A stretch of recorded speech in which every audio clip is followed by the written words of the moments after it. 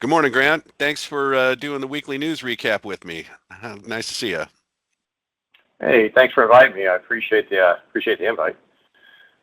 Yeah, well, it's I don't know what it's like on your coast, but we're about to get another one of these atmospheric rivers over here, which means it's normally over here towards Seattle, people say it rains all day. It's a dry rain. This is not going to be a dry rain. What's it like over there? Well, today's a little colder than normal. Happy about that, and we're usually about a week or two after you for that nasty stuff. It really depends on the Mm, jet stream, right? So I could see it in about a week. We're gonna have this conversation again. yeah, yeah. Well, okay, so we're getting into holiday season. I know you're pretty far away, but if you were here, my band's gonna play live here in Bremerton for an album release party on Saturday. So that's my big thing this weekend, which means Sunday is gonna be recovery day. Oh, I don't know great! if you, All right, all yeah, right. yeah. Hey, man, I'm turning 65 and I'm playing drums in punk bands. I don't know that I'm really making the right kinds of decisions here. Um, That's punk for you, though. That's so punk. You just want to get a link out more to hear this. okay, all right. Well, let's get going. What do you want to talk about? Well, I was reading through all these articles this week, and there was a couple that really stood out. That 10 most common phishing emails, that some of this kind of really hit home. Obviously, the one about assigned cybersecurity training was really stood out to me. I can see that. You have some takes here you want to share with us? Yeah, well, so we're in the holiday season, and bad guys, criminals, nation state, they know that there's going to be reduced staffing everywhere. And so I think it's just a good idea to go through the most common subject lines, according to research, that are coming in trying to bait you, right? So the first one I thought was interesting. Possible typo. All right, I've never seen that one before. Yeah, IT assigned no, IT has assigned cybersecurity training. Okay, that one's tricky. yeah, yeah, uh, yeah. That uh, stood out. and then there's a bunch of them that potentially come from HR, right? Please update your W-4. You're having issues with your paycheck. Here's your reimbursement notice. You got a performance review, your timesheet, right? So anything coming that looks like it came from HR, boom, eyes up to the subject line. Make sure it's coming from who you think it's coming from. But then the others, this is a test of the emergency notification system. I didn't know that that's prevalent. Logistics proposal comments due, well, some kind of proposal, and the emergency evacuation plan. Okay, these are the most common phishing subject lines. Where's your mailbox is full and you need to change your pass. Those are the ones I thought would have been in the top 10, but and this is why, user education is super important, man. You got to be able to suss out the bait. You know what I mean? Yeah, it really is. I looked at a lot of these and I was like, wow, I would actually take a second look at some of these. But we have some free security awareness training we should probably talk about. We can help individuals take a look at these. Yeah, that's a good point. So Friday next week, a week from today, we're going to do free security awareness training for anybody that wants to come to the webinar. And if you need a certificate that says, "Hey, I completed this training," we'll give you a certificate. But this is not like the canned, cartoon stuff.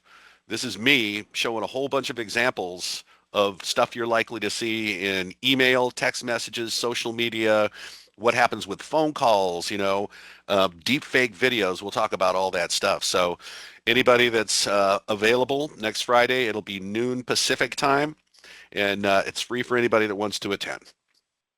It's the 20th. Definitely sign up on the website. All right. Yep. So, another thing I was looking at was that massive class action suit. In the past, when my data has been sold or I've had participatory in some class action, I've gotten like a little tiny, you know, Yeah. prepaid card. What's different with this one? What's it look like? Well, the reason that this is going to be a whopper is because this is Change Healthcare, right? So remember that they were compromised, and because they were pretty much a single point of failure for the healthcare sector, right? They did all the authorization of insurance and the billing and the paying back the physicians, the clinicians, the hospitals in insurance costs, and all that got flattened. And in addition, they poached a bunch of records. And so when records are stolen now and made public, it's followed by a class action suit. And because this one was such a whopper, Okay, we're talking about 100 million records here potentially. This is going to be a gigantic class action suit. And you're right, in these class actions, the actual plaintiffs don't really get anything out of this, but the attorneys that are watching for these things to happen, they are salivating right now.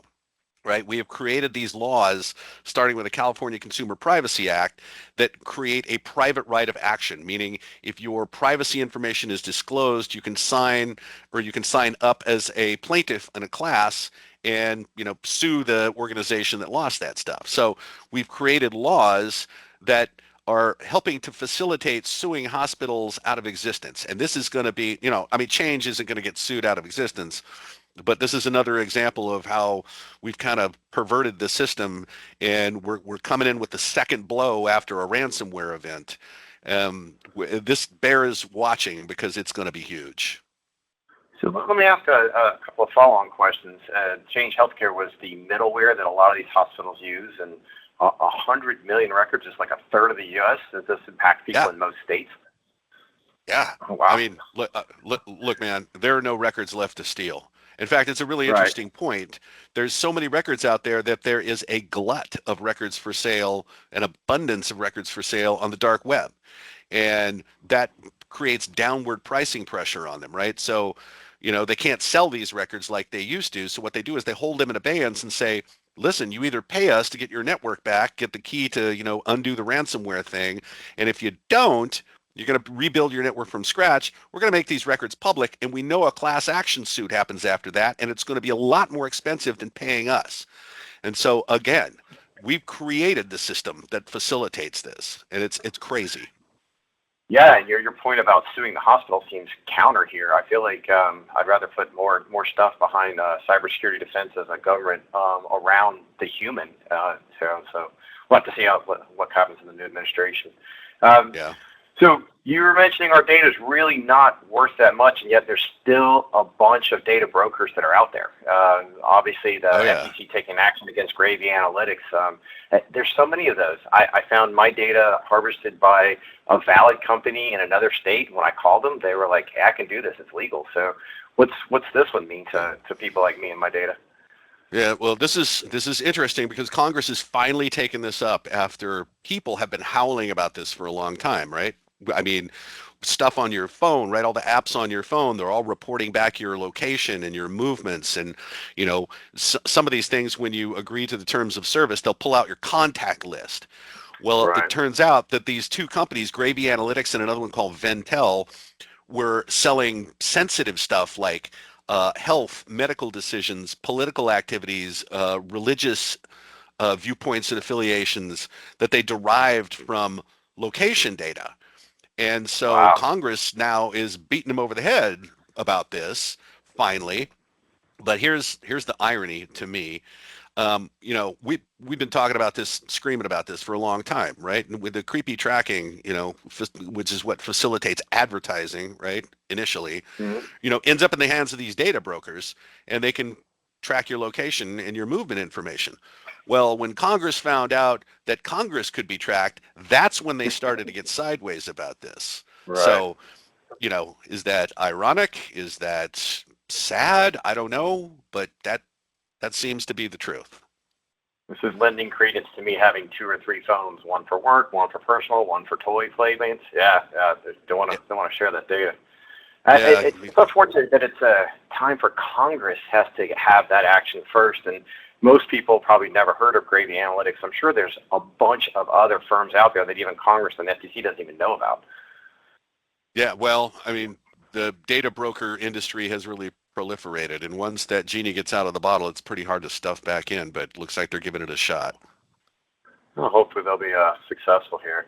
As I read through a lot of these articles, another one that really stood out to me was that crazy viral marketing thing about that AI company that started saying stop selling or stop hiring humans, and I thought that was a weird approach for sure. Yeah, yeah. I don't know who they're trying to reach with this, but they call the AI bot, whatever, they call them artisans, okay? And they say artisans won't complain about work-life balance, and the era of AI employees is here. And the funny thing is, these the signage, right? They're not billboards, but they were like on bus stops and stuff like that, are in San Francisco. And so they're Yeah. talking to the people in the tech center where the stuff is being created, telling them that your efforts are going to replace yourself. I don't know. I don't know. You know, we do use AI here, but it's in We furtherance do. of our mission, right? Yeah, yeah, it doesn't actually replace people. It actually augments our current abilities we already have. We use LLMs in order to help distill some of the very technical things we say, and conversing with clients and regular individuals. And then we use other things, machine learning and AI, to help us with both threat hunting and just extending the coverage of our content team 24/7. So we use it, but it certainly doesn't replace anybody. Yeah, I think only a human mind can really understand the nuance of a complex investigation.